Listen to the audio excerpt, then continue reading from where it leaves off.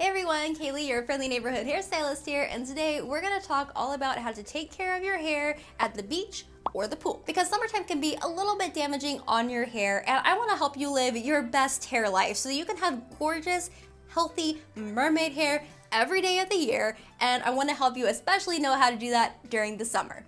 So let's get into it. Number one is actually give your hair a break from the pool / ocean as much as you can, especially if you're going on vacation for a week and you're just like living it up in the water and outside in the sun. That's awesome. I hope you have a fantastic time. Please take me with you. But while you're there, maybe just pick a day or two where your hair doesn't get in the water. It will just give it a good break from the chemicals or the salt and help it to be a lot healthier when you get home. Also, if being a fully submerged swimmer is not your thing, then just don't put your hair in the water. It will save you so much as far as damage to your hair or trying to rehydrate after the fact. I at least know for me, I don't care about swimming fully under the water. It doesn't do anything for me. So a lot of times I just don't get my hair in the water at all. Number two, make moisturizing a habit. Now, I feel like I say this in winter for winter's reasons, and I say this in summer for summer's reasons.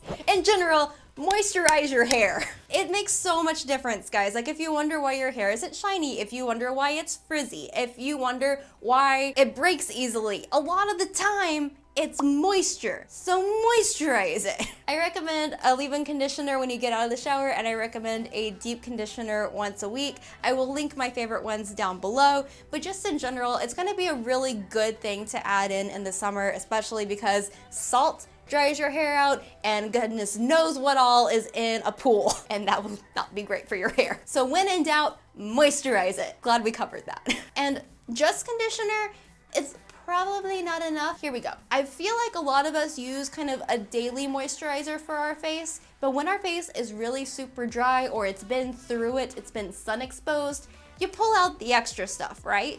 Pull out the mask, the aloe, whatever your go-to is. That's what we're doing for our hair when we add in a leave-in conditioner or a mask. So moisturize your hair, okay, cool. And number three, this might be the most important. Do not leave salty or pool chemically water on your hair any longer than you have to. I feel like the reasoning for that is pretty obvious. The longer that you let things that can be damaging to your hair sit on your hair, the more damage they do, okay?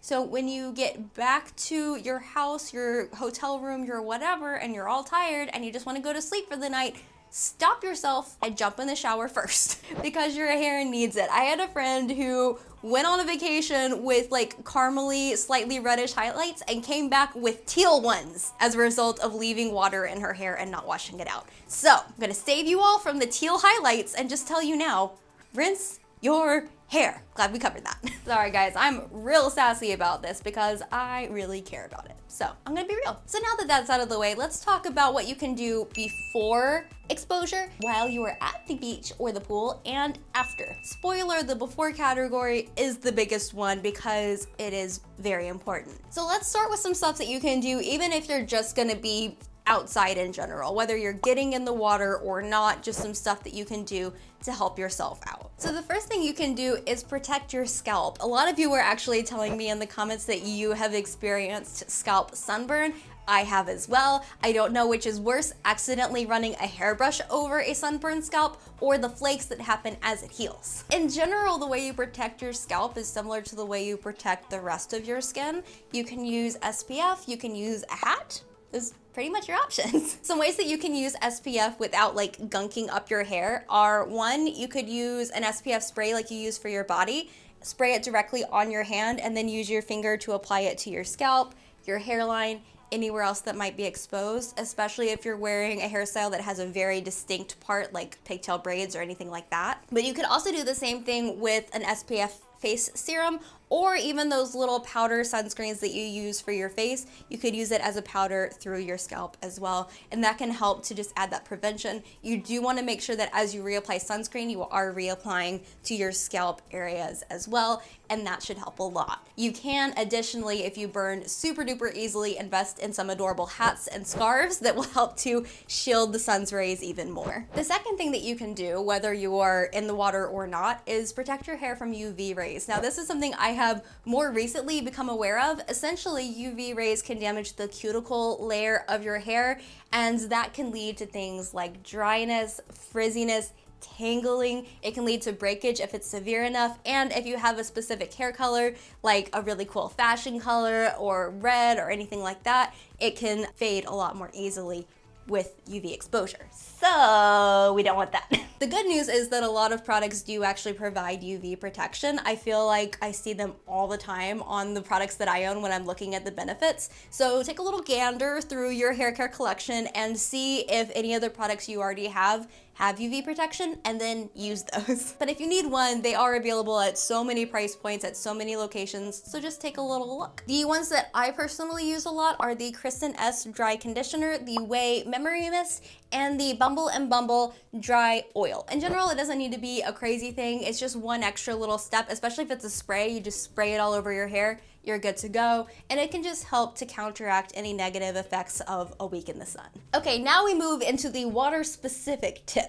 The first thing you can do is kind of fill your hair up with good water. Essentially, you could just jump in the shower, get your hair wet, you could grab a spray bottle, spritz your hair. Either way, it helps to fill your hair up with water that's not full of salt or chemicals, so that when you do get in the water, it's less likely to absorb all of those things. And then in addition to that, or on its own, depending on what you want to do, I really recommend adding in an oil on top of it. Now, if you already have the damp hair, just add in some oil over it, and that's going to help to coat the hair so that the good water doesn't get out and the bad water doesn't get in. And it also adds a lot of moisture along the way. So again, summertime is a drying time for our hair, so this can be an extra way to get that moisture and shine back in. To save you guys from a really long list, I'm just going to link a lot of my favorite oils down below. I'll make sure to get a lot of different price points. I mean, it can be as basic as just grabbing some coconut oil from the grocery store, or as fancy as Kerastase, whatever you want. And then the very last thing that you can do before you head out to the pool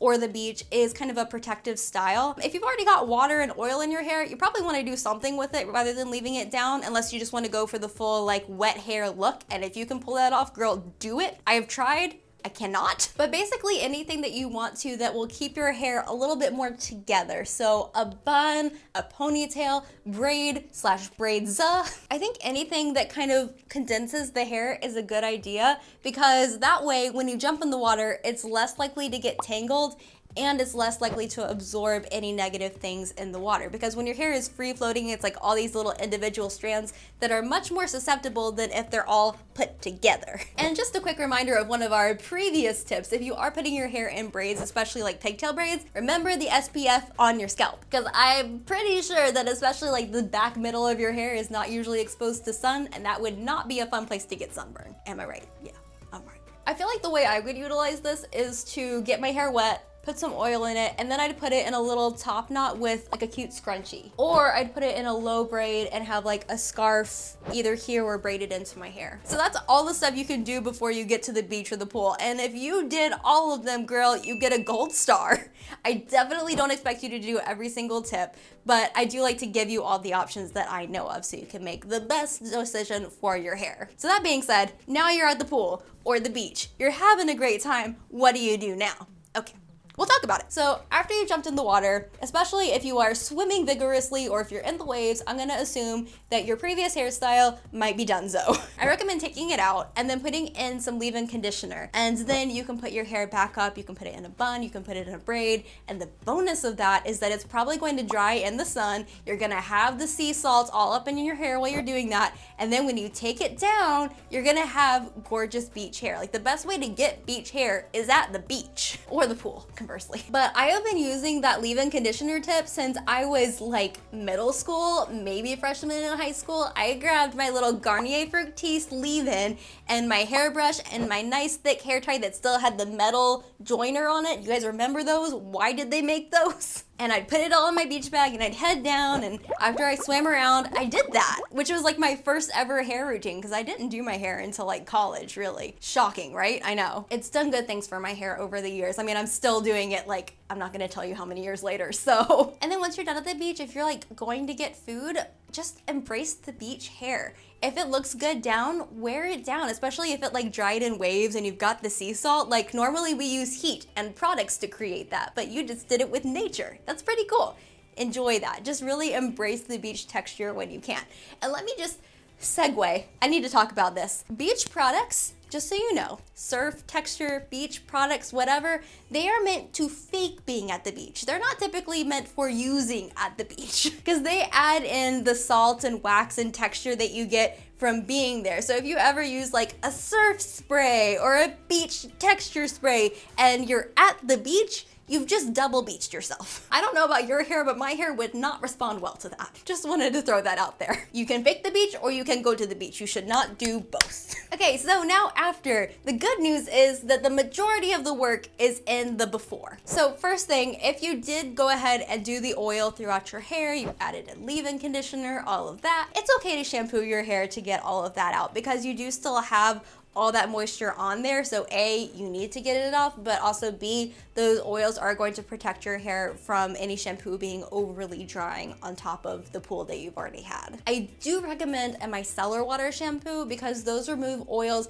very effectively, but they're also very gentle. There's an Herbal Essences one that I love and Kristin Ess has one that I love. They'll be linked below. Either way, I really recommend them because again, effective and gentle. Now, if you didn't use oil in your hair or a lot of leave-in or anything like that, and you just went to the pool or the ocean, then I would actually skip the shampoo. I would rinse my hair really well. I'd give myself a good scalp scrub, but then I just use conditioner to conditioner wash my hair. You're counteracting the alkaline that can come from the salt or the pool situation, and you keep from overstripping your hair anymore. Overall, it can be a really good effect. If you do find that your hair gets weighed down too much doing it that way, add in a shampoo every now and then just to see. But in general, I think a conditioner wash can be a good idea, especially if you're going to be on vacation for a full week. You definitely don't need to be using shampoo every single day. Unless you're using oil every single day, then you probably want to. I do have two problem fix recommendations. First of all, if you feel like your hair is getting really build-uppy, and one way you can know that is that it doesn't feel totally clean after you've washed it, or you notice that you're putting on a leave-in conditioner or something like that and your hair is feeling sticky, it probably means you have buildup on your hair, and I recommend using a clarifying shampoo. It just makes sure that everything is squeaky clean. Whenever you're using a lot of products on your hair, it's good to do that every now and then anyway, just to make sure everything is good. I'll link a couple favorites down below if you guys want to see.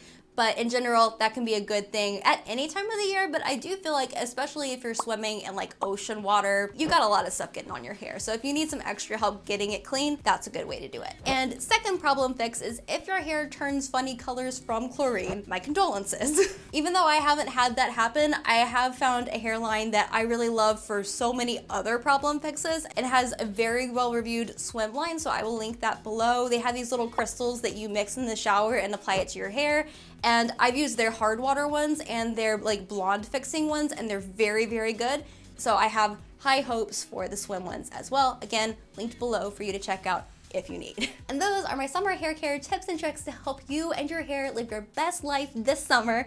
I hope you have some new stuff to try out, but just in general, try to stay conscious of your hair during the summer. Doesn't have to be an all-encompassing thing, just throw it a bone every now and then, so that while you are enjoying your wonderful vacation zenned out state, you also know that your hair is doing the most. But if you guys have any tips or products that you think are great for the pool or the beach, let me know in the comments below. I love learning directly from people what works for them, especially if you tell me your hair type, because I always love knowing what works specifically for different hair textures and styles. So I'd love to hear that in the comments below. But that being said, that's it for today. If you enjoyed this video, please hit the like button to help support my channel. If you're new here, hit the subscribe button to join the Braidaholic family here on Kayley Melissa, and all y'all can hit that bell icon to be notified next time I post a video. But that's it for today. Whether you are old or new or a casual lurker, thank you for spending time with me, and I'll see you in my next video. Mwah! Bye! Let's go to the beach. Let's get away. What's he gonna say? I'm extra saucy in today's video. I don't know why, I'm just very opinionated. Always luxurious mermaid hair. I know. I want luxurious mermaid hair. I have to wear stranger's hair to get that.